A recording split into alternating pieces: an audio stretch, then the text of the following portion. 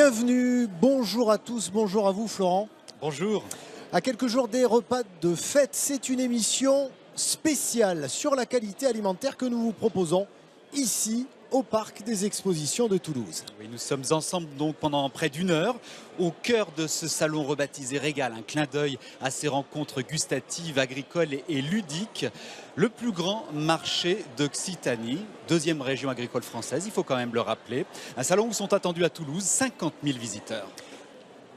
Allez, retour au Parc des Expositions de Toulouse pour ce dimanche en politique consacré à la sécurité alimentaire, la sécurité dans notre assiette. Nous sommes installés au cœur des rencontres gustatives, agricoles et ludiques. Alors on vient de parler du foie gras, IGP, AOP, AOC, Label Rouge ou même Grand Cru. Voici quelques-unes des appellations qui l'identifient. Sont-elles pour autant gages de qualité? Deux nouveaux invités nous ont rejoints pour en parler. Jean-Louis Cazobon, bonjour. Vous êtes le vice-président de la région en charge des questions concernant l'agroalimentaire et puis vous êtes aussi le président de l'Institut régional de la qualité alimentaire. Et bonjour. Puis à côté de vous, bonjour, Olivier Boula, vous êtes le éleveur et également le président de la Fédération régionale bovine. Oui, bonjour. Bonjour. Et puis toujours avec nous Jean-Pierre Poulain, sociologue de l'alimentation. Jean-Pierre Poulain, ces labels, ces appellations, est-ce qu'elles ont elles aussi bouleversé notre regard sur l'alimentation ? Elles sont structurantes, mais il faut bien prendre la mesure que la France a en la matière une fonction pionnière. Au début du siècle dernier, se mettent en place des appellations. C'est un territoire, c'est un encépagement et c'est méthode de vinification. Et à partir de là, il va y avoir un double effet des labels. Le premier, c'est que ça va organiser la production, ça va fédérer des actions. Et de l'autre côté, ça va, pour le consommateur, constituer un signe qui lui permet d'éviter un certain nombre de réflexions. On va le qualifier de réducteur de charge cognitive. Ça veut dire que je n'ai pas beaucoup de questions à me poser et je sais que là où c'est, ça c'est un truc qui est pas mal. Alors justement, vous allez nous donner quelques repères, Florence, sur ces labels. Oui, parce qu'on s'y perd tout de même si c'est un repère cognitif, parce que des labels, il y en a à foison. Alors des labels officiels et puis aussi des labels privés. Et ceux-là, eh bien, les consommateurs, on s'en est rendu compte finalement, leur apportent assez peu de crédit. Les 5 labels officiels, ce sont les 5 signes d'identification de qualité et d'origine, les SICO comme on les appelle. Il y a l'AOC, l'AOP qui est l'équivalent européen pour l'appellation d'origine, l'IGP, l'indication géographique protégée, la STG totalement inconnue, c'est la spécialité traditionnelle garantie, et puis les deux vedettes, AB pour agriculture biologique et le label rouge. Et alors si on demande justement ce qu'on fait que choisir aux consommateurs, ce qu'ils en pensent, eh bien à qui faites-vous surtout confiance? Eh bien c'est au bio, à l'AB et au label rouge. Et puis qu'est-ce qui vous incite le plus à l'achat? C'est une nouvelle fois le bio et le label rouge. Alors Olivier Boula, est-ce que pour vous qui êtes président de la Fédération bovine de Lozère, est-ce qu'aujourd'hui le label pour les producteurs, pour l'éleveur, pour l'agriculteur, c'est véritablement quelque chose à avoir, à posséder? Oui, bien sûr, c'est important d'être labellisé, mais voilà, moi je suis aussi d'accord avec ce qui dit monsieur, c'est que les labels, on s'y perd un peu pour le consommateur. Et c'est là qu'on doit avoir un vrai travail à faire pour qu'on soit reconnaissant et reconnaissable. Et oui, véritablement. Et Jean-Louis Cazobon, c'est aussi un peu votre travail finalement. Oui, bien sûr. Mais le label, moi je rejoins ce que disait Jean-Pierre Poulain à l'instant, c'est que ici, dans une région comme la nôtre, le label, alors c'est pas la certitude de garantie, est-ce que c'est la sécurité 100%, si c'est la question. Ce que je peux vous dire, moi, c'est que le label, c'est un produit qui est, ici, les 250 produits sous signe officiel de qualité, il y a un cahier des charges qui est bien précis, il y a une manière de produire, et puis c'est le terroir, c'est très souvent, c'est un territoire délimité. Et notre région est une mosaïque de terroirs. Et en quelque sorte, c'est un produit qui est signé. Donc on peut faire confiance au label aussi. Alors est-ce que vous pouvez peut-être nous raconter, Olivier Boula, l'histoire de ce label Viande de France dont vous faites la promotion, créé juste après le scandale des lasagnes à la viande de cheval, qui a eu du mal, alors que pourtant il apportait toutes les certifications, toutes les garanties, mais il a eu beaucoup de mal à se trouver une place dans le cœur des consommateurs. Viande de France, qu'est-ce que c'est ? C'est de la traçabilité. La traçabilité, comme son nom l'indique, c'est la traçabilité exemplaire qu'on a sur notre pays où c'est que les animaux sont, dès leur naissance, dans les 7 premiers jours, ils sont médaillés, ils sont tracés, jusqu'à arriver à la viande, c'est tracé, mais avec une traçabilité exemplaire, avec une administration qui regarde ce qu'on fait et qui certifie le travail qu'on a fait de la naissance jusqu'à la mort de l'animal. Alors qui dit souvent IGP, AOC ou label rouge dit aussi souvent prix plus élevé. Alors les consommateurs l'ont-ils remarqué? Sont-ils prêts à payer plus cher des produits certifiés? Eh bien on va voir ça avec vous Laurent, dans les allées de ce régal.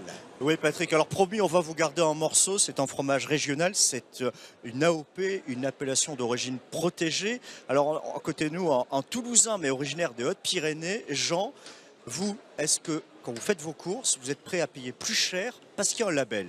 Ah oui, oui, sûr, je ne mange que ça et dans les magasins, je cherche premièrement de fabriquer en France et puis AOC ou AOP, c'est ce que nous recherchons le maximum.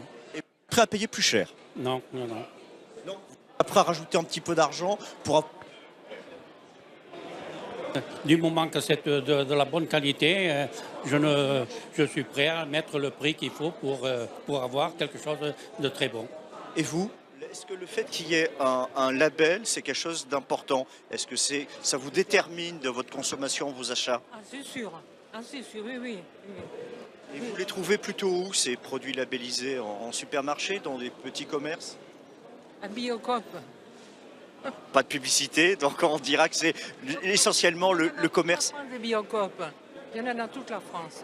Est-ce que vous pensez qu'il y a un label qui est particulièrement identifié, un label qui pour vous est le plus attractif? Lequel? Label rouge, les labels bio? Oui, le rouge et le bio. Oui, c'est le AB. Oui. On voit que vous avez l'habitude effectivement de zioter cela. Et vous, madame, par rapport à ces labels, ça vous détermine vraiment? Moi, j'aime bien le label rouge. Et puis, j'aime bien faire travailler les petits commerçants, les petits paysans. J'ai mon marchand de volaille à l'Union, ainsi que mon charcutier et mon fruitier. Ainsi que comment il s'appelle? Non, l'acupuncteur, c'est une autre catégorie, ça. En tout cas, c'est bon pour la santé, comme les labels, les acupuncteurs, ça c'est certain. Par rapport à ces labels, est-ce que vous savez ce qui se trouve derrière ou c'est juste une étiquette?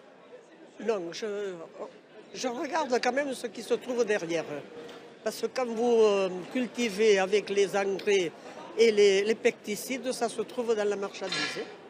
D'accord. Donc vigilance. Oui. Bon, vous voyez Patrick, vous n'êtes pas le seul à faire attention à ce que vous mettez dans votre assiette. Oui, et donc il ressort de ce que viennent de nous dire ces visiteurs du salon que les deux labels qu'ils reconnaissent le plus facilement, c'est le label rouge et c'est le label AB. Et pourtant, un autre label est en train de sortir. Est-ce qu'on peut parler d'ailleurs d'un label produit en Occitanie? Jean-Louis Cazobon, quel sens vous donnez à ces... Il en fallait un de plus? Non, c'est pas tout à fait la même chose, parce que là, les labels dont on parle, c'est des labels, c'est des labels nationaux.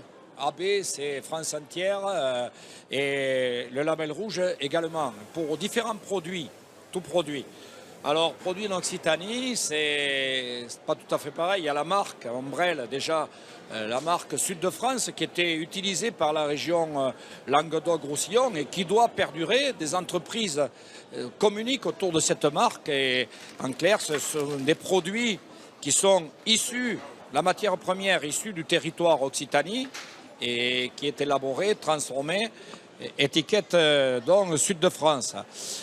Où était le manque? Où était le besoin de créer cette appellation, on va dire, produit en Occitanie? Alors, produit en Occitanie, c'est justement ce que l'on voit ici, c'est toute la région, différents labels qui sont ou AOC ou IGP, qui sont territoriaux et qui sont produits en Occitanie. C'est le moyen de rassembler, c'est notre région, Occitanie, aujourd'hui. Voilà, et là, on rassemble... bon, ça va du roquefort à l'ail. Avec cette notion de terroir aussi, cette notion de terroir qui est aussi importante pour les producteurs, Olivier Boula. Tout à fait ça. Bien sûr, c'est ce qui nous importe le plus. C'est faire voir notre revalorisation de notre pays, c'est ce qui est important. Et cette marque Ombrelle Occitanie va très très bien pour expliquer à nos consommateurs français, pour expliquer que nos produits qui viennent d'Occitanie soient avec cette marque Ombrelle. Moi, là où c'est que je ferai un bémol un petit peu, c'est surtout par rapport que on a des produits qui vont à l'étranger. Et Occitanie, il faudra quand même qu'on aura du mal à expliquer. Il va falloir se faire un nom. Voilà, il faudra une se faire un nom. identification. Voilà, c'est là-dessus que je ne veux pas être chauvin, mais Sud de France, vous alliez en Asie, vous allez en Amérique, vous allez où vous voulez, on va en reparler de Sud de France. Une dernière question peut-être Jean-Pierre Poulin, cette notion de terroir, est-ce qu'elle est plus importante ou pas dans l'esprit des consommateurs que l'IGP ou l'AOC, se dire ça vient de chez moi, tiens. Ah, c'est le même registre. Ouais. L'AOC, l'IGP, le terroir, l'Occitanie, on est dans le même esprit, on est dans la localisation versus AB ou le label rouge qui lui aussi a plus d'un siècle et qui renvoie à l'échelle nationale, qui renvoie à des modalités de production. Il y a toujours les modalités de production dans les deux cas, mais un est localisé, l'autre ne l'est pas. Juste une remarque. Si vous demandez à quelqu'un, est-ce que vous êtes prêt à payer plus cher? La réponse, elle est non. Très souvent. Vous demandez même à un type, il est à la cantine, vous lui dites, est-ce que vous êtes prêt à payer plus cher à la cantine? Ah non, non, non. Combien vous payez? Le mec, il ne sait pas. Il ne sait pas parce qu'il paye avec des tickets, le truc. Donc, ce n'est pas la bonne question. La bonne question, c'est de voir comment ces labels structurent le marché, structurent l'action des producteurs, structurent la décision des consommateurs, mais aussi structure l'action des politiques. Parce que les produits alimentaires, des plats nationaux, des plats régionaux, c'est des facteurs d'identité. Et des facteurs d'identité qui traversent la société. Pas seulement les agriculteurs, pas seulement les métiers de bouche, mais l'ensemble de la société, y compris les médias. Est-ce que, messieurs, le prix, on vient d'en parler, est-ce que prix et qualité, c'est compatible aujourd'hui? Pour poser la question différemment. Mais ou est-ce que quelque chose qui est vraiment pas cher, il y a un loup? Non, c'est pas qu'il y a un loup.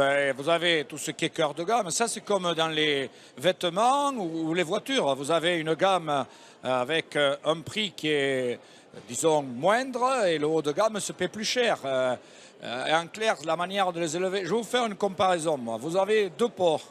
Un qui est élevé en porcherie, qui consomme 2,3 kg d'aliments, il produit 1 kg de viande. Vous prenez le noir de Bigorre, il lui faut 6 kg pour produire 1 kg. Donc après, si vous rajoutez 2 ans de séchage pour le jambon, vous avez un prix qui n'est pas le même que dans le cœur de gamme, je dirais. Voilà, c'est là toute la différence. Moi, on travaille par rapport à ça. Il y a un prix pour tout produit. À mon avis, bon... On parle par rapport à la viande, on a un prix pour les bêtes standards, elles sont avec une qualité très bien, mais par contre, elles ont un prix, elles ont fait un travail avant, et donc elles sont un peu avec un coût un peu moins cher. Et puis par contre, les bêtes labellisées, on les a amenées à faire un travail un peu plus, où c'est qu'on a amené des bons produits à leur donner, et donc elles sont obligatoirement un peu plus chères. C'est normal, il n'y a rien d'anormal dessus. Et oui, mais là, il faut faire passer le message à la grande distribution. On connaît ce bras de fer qu'il y a et qui dure depuis des années et qui n'est pas prêt de se terminer. Je ne suis pas tout à fait, parce qu'actuellement, par rapport au travail qu'on mène sur la viande, avec la grande distribution, on est arrivé à signer des engagements avec eux pour nous donner le coût de production, nous payer la viande au coût de production. Et donc on a très très bien avancé avec les grandes distributions. Elles ont compris notre démarche et je pense qu'on est engagé un très très bon processus. Maintenant, le seul inconvénient là-dessus, c'est qu'on a les intermédiaires qui ne veulent essayer aussi, ils ne veulent pas fléchir. Allez, on en a parlé, vous nous en parliez tout à l'heure. Merci à vous messieurs, vous nous en parliez tout à l'heure. Sud de France, que devient finalement l'étendard commercial de notre région? Il existait avant la nouvelle carte des régions, il a donc dû évoluer. Fait-il toujours vendre? Élément de réponse avec vous, Florent et Laura Laure-Gali. Au total, plus de 9000 produits auraient, selon la région, rejoint la bannière Sud de France. Une marque créée il y a 11 ans. Son objectif, promouvoir les produits régionaux. Beaucoup de vin, mais aussi de l'agroalimentaire. Mais que garantit finalement la position de ce logo pour les consommateurs ? Ce sont des produits qui sont du sud de la France. Tout ce qui est et qui a été regroupé sous cette appellation. Aucune idée. Le label Sud de France représente toutes les marques ensemble. Le gros avantage de ce label, c'est qu'aujourd'hui, il transporte des valeurs de nourriture saine. Et puis le sentiment d'appartenir aussi à une région avec ses produits de terroir. Et voilà, donc c'est vraiment un label de qualité. J'y attache pas énormément d'importance, je vous dirais. J'en sais rien, comment vous dire, Sud de France. Alors, une appellation, un label, une marque, une grande confusion semble régner sur la signification de ce logo. Pour moi, c'est un gage de qualité, oui. C'est un label, on sait que le produit va être bon, on sait que ça va être sympa. C'est une marque qui permet de promouvoir les produits de la région au niveau national et international. Label, non, je pense que c'est une marque. Je ne pense pas que ce soit un label, enfin, je ne sais pas trop. Pour mieux comprendre, direction les hauts cantons de l'Hérault. La coopérative agricole du Caroux est un des producteurs qui appose Sud de France sur ses produits, principalement des pommes en cette saison. Pour les produits, c'est une marque qui nous permet de regrouper en fait tous les produits d'origine de la région Occitanie. Et en plus, il y a une recherche maintenant de qualité, le niveau d'exigence, notamment de respect de cahier des charges, est de plus en plus important. Une marque pourtant peu sélective, c'est l'observation faite par la Chambre régionale des comptes. Conscient de cet enjeu lié à la qualité, Sud de France a progressivement augmenté ses critères de sélection. Au début, on l'a eu assez facilement, et là, la deuxième fois où on l'a demandé, ils nous ont posé des questions supplémentaires où il a été obligé de répondre à des inquiétudes, notamment, je vous dis, par rapport à la qualité environnementale du produit. Un gage d'origine, sinon de qualité, qui rassure les clients de la coopérative. Mais produire local et en apporter la garantie ne suffisent pas. Le prix reste l'argument principal. Et retour pour ce dimanche en politique au Salon Régal, comme ces rencontres gustatives, agricoles et ludiques au Parc des Expositions de Toulouse, avec près de 200 exposants et plus de 550 produits qui viennent de toute l'Occitanie qui sont présentés. C'est un petit peu notre salon de l'agriculture à nous, ici en Occitanie. Et on vient de débattre longuement de qualité alimentaire et on va aller voir ça de plus près avec vous, Anne-Sophie, qui allait nous faire le tour de nos produits régionaux qui peuvent faire de bonnes idées de cadeaux pour ces fêtes. Oui, tout à fait, parce que ici, effectivement, les visiteurs sont venus faire leurs courses avant Noël et on peut trouver toutes sortes de produits. Alors, il y a bien sûr les grands classiques, les armagnacs, le vin, le foie gras, puis il y a des choses peut-être plus inattendues. Par exemple, Eliette propose son ail et vous dites on peut très bien offrir ça pour Noël. C'est un peu surprenant comme cadeau. Mais non, l'ail accompagne très bien le rôti de Noël, pour la dinde, pour un agneau, pour un rôti de poulet. Et on peut faire des colis avec de l'ail, offrir de l'ail, en compoté, en tresse, accompagné d'un foie gras, accompagné d'une bonne bouteille dont il y a une diversité ici. Vous faites des petits paniers par exemple, vous mettez des oignons doux, vous mettez de l'ail. Oui, tout à fait, je compose mes paniers et on met une tresse d'ail et c'est très apprécié. Allez, c'est une idée de cadeau, pourquoi pas. Merci Eliette, il y en a plein d'autres ici. Par exemple, on va continuer. Vous allez voir, je vais vous emmener sur le stand du chasselas de Moissac parce que vous connaissez peut-être pas cette tradition, mais aussi on peut manger du raisin pour Noël. Ça, c'est les producteurs de chasselas qui ont conservé ces raisins pour vous les proposer. Et puis regardez, ils proposent même quelque chose pour les enfants. Bon, vous connaissez, vous savez, ces petites boissons pétillantes que les enfants aiment bien, ça fait comme du champagne. Et bien, ils en ont fait la même déclinaison à partir de chasselas. Voilà, ça fait partie des petites idées que vous pouvez trouver ici sur le Régal pour ces fêtes de Noël. Il y a énormément d'idées cadeaux à piocher ici et les visiteurs l'ont bien compris. D'ailleurs, ils sont tous en train de faire leurs courses avec leur panier. Merci Anne-Sophie pour toutes ces propositions et ces conseils à l'approche de Noël tout de même. Merci également à nos invités d'avoir participé à ce débat. Bon, les questions de sécurité alimentaire, question de l'alimentation qui est quand même la principale une des principales préoccupations des consommateurs et des Français. Le débat, il ne sera jamais clos, je crois, finalement. Merci aussi à Laurent, qui a été dans les allées au contact des visiteurs tout au long de cette émission, en direct donc de ces rencontres gustatives, agricoles et ludiques qui se terminent ce soir à 19h. Quant à nous, cette émission, vous pouvez la revoir sur notre site internet occitanie.france3.fr. Et puis merci enfin à l'ensemble des équipes techniques qui nous ont accompagnés, Emmanuel Breteau qui nous a aidé à préparer cette émission et Alexandre Joannides qui l'a réalisé. Alors on ne vous dit pas à la semaine prochaine, vacances de Noël oblige, mais on se retrouve en Languedoc-Roussillon et en Midi-Pyrénées à partir du 14 janvier pour de nouveaux dimanches en politique. D'ici là, passez de belles fêtes Joyeuses avec fêtes nous à tous sur France 3.